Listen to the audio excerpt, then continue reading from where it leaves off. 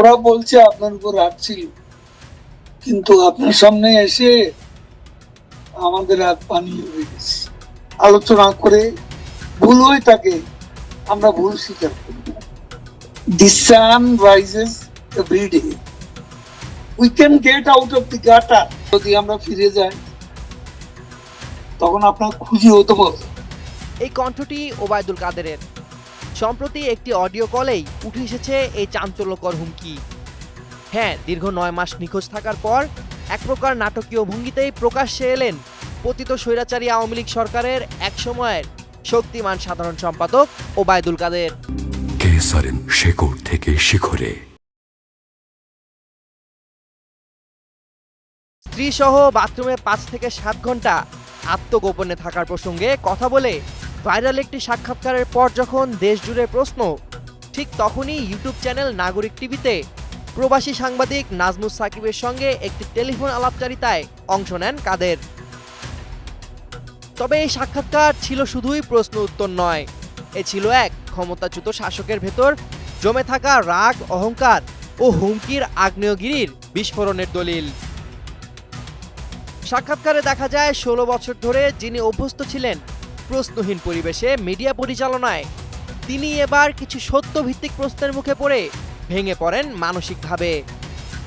তিনি এক বিন্দু অনুশোচনা দেখাননি, বরং তিনি দৃঢ়ভাবে বিশ্বাস করেন আওয়ামী লীগ আবার ক্ষমতায় ফিরবে। শেখ হাসিনা আবার আসুন, এবং শেখ হাসিনাকে আমরা চাই। এবং তারা ফিরে এসেই এমন ব্যবস্থা করবেন যেখানে যারা আজ প্রশ্ন করছেন তাদের খুঁজেও পাওয়া যাবে না। তখন আপনার খুশি হতে পারবে।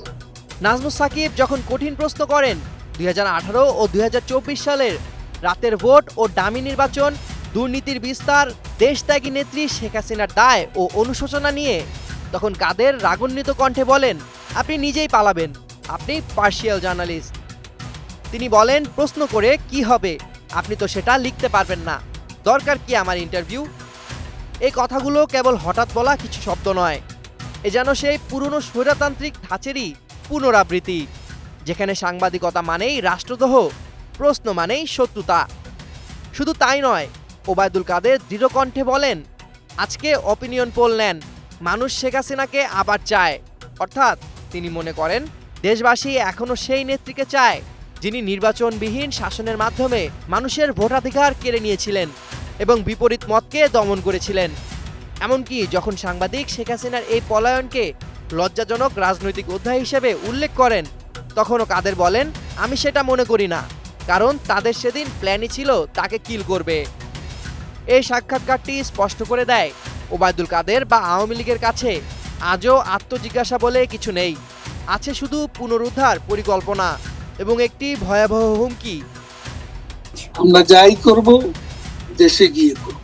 সামিউল জয়, 21 টেলিভিশন।